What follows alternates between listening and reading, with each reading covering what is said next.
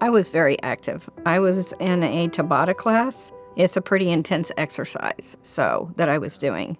I was having some hip issues that kept getting worse and worse as the months went on. I knew immediately when I sat down and started talking to Dr. Carter that this was a good fit.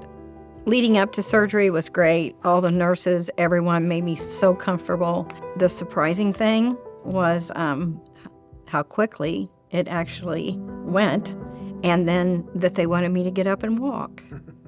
I started to have other pain in my left knee about 15 years after I had my right knee done. I felt really comfortable going to Dr. Carter because I did see how Susan recovered and how fast she jumped back, got back to activities.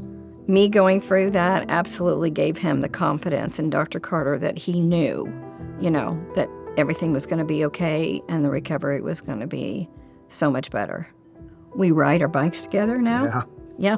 And we can walk without that pain. Yes. We ride our bikes almost every night together. I will go fishing some. I just feel like Dr. Carter gave us our life back and to do the things that we like to do.